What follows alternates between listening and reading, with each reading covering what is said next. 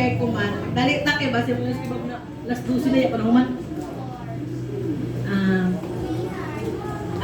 Ato ang plihan sa Hebreo.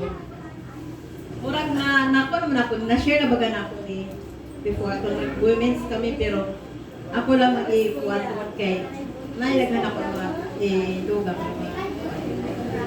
So, ako din ikuan at disiplina o paglahutay.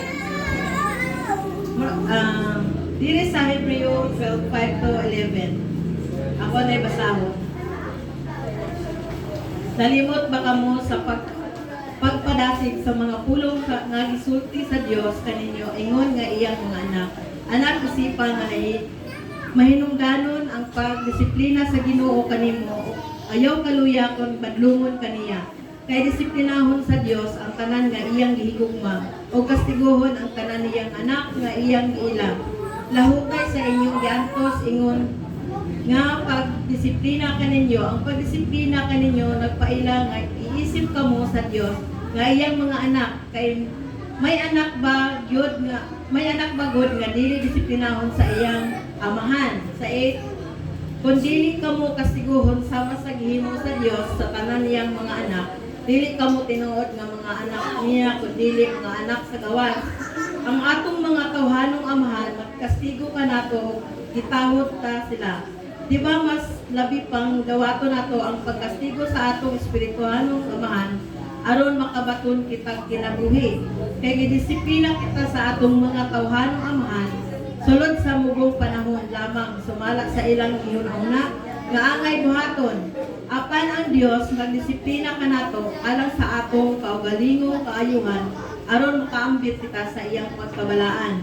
Walay kastigo nga dili sakit o dili gayud kini makalipay apan sa kaulahian kadto nakadawat sa maong pagpankon makaani sa kinabuhing matarong malinawon. Amen ba? Amen. Ang dili mo amen mamatay. Ay, grabe sa. Ang dili mo to patay. Itaw dili sa kwan, at dili sa atong gibasa nga verse. Naghisgot kini sa atong relasyon kaniya kung unsa kalayo. Diba? Kay giingon pa diri sa verse 5, sa verse 5b, kasaw na to, anak, isipa nga mahinungdanon ang pagdisiplina sa Ginoo kanimo.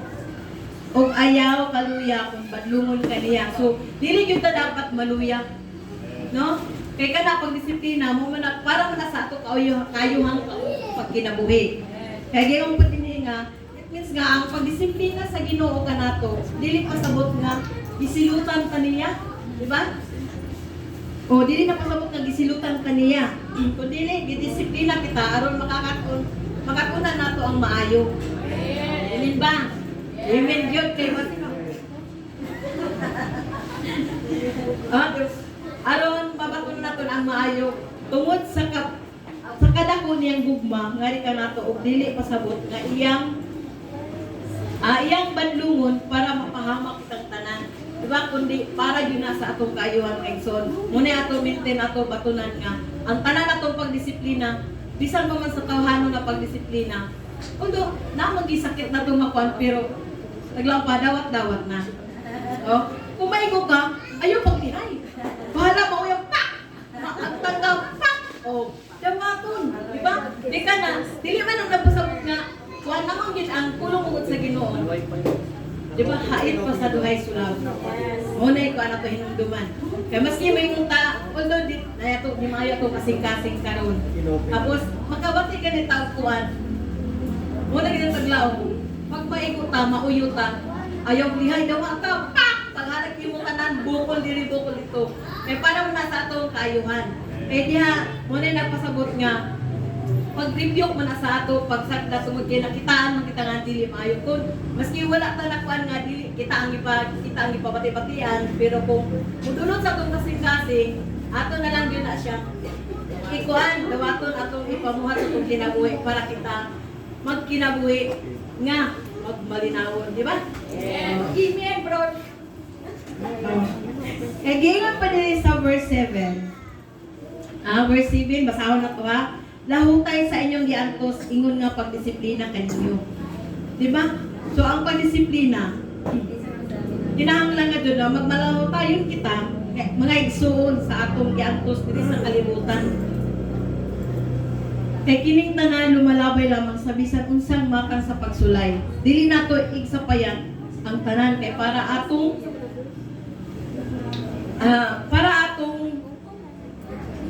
sa atong kaayuhan ug ang pinakatumoy ni ining tanan ay kadaugan, di ba?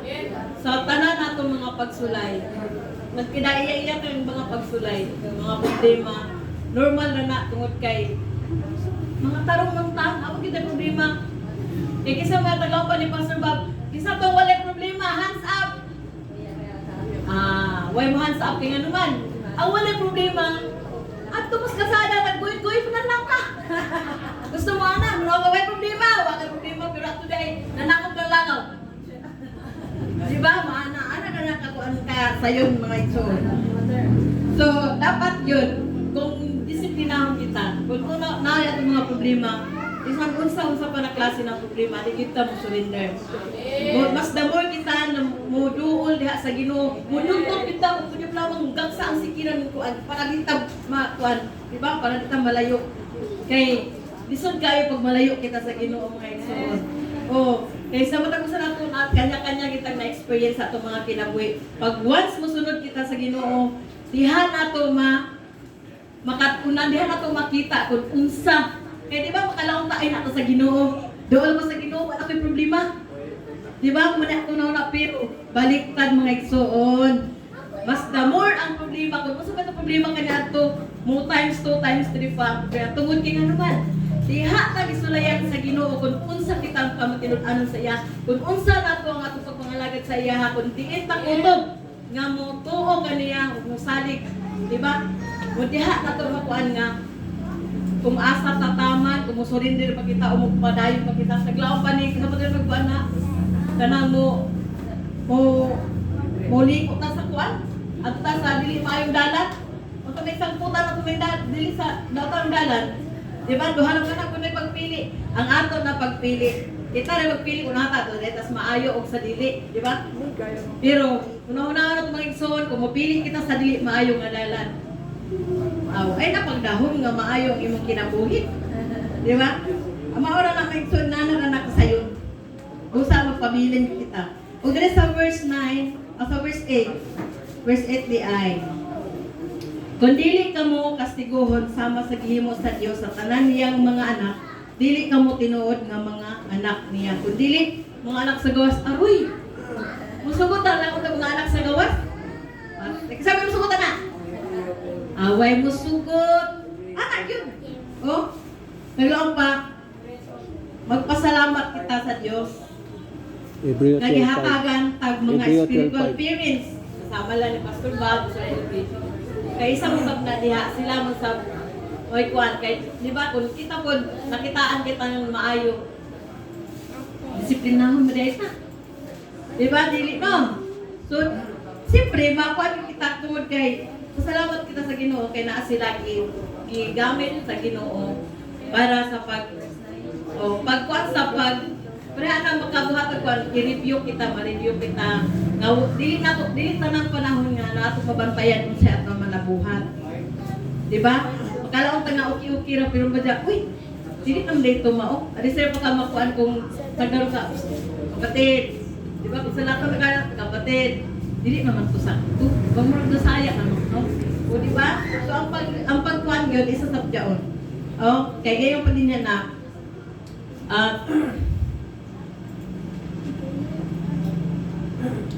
ang pagdisiplina, mo nila sa pagdisiplina. So, kung kita adunay mga kahiubos nana kung halimbawa ni ubos ka kay sultihan kay nana, dili ta angay maiubos, dili ta angay malain tungod kay anuman.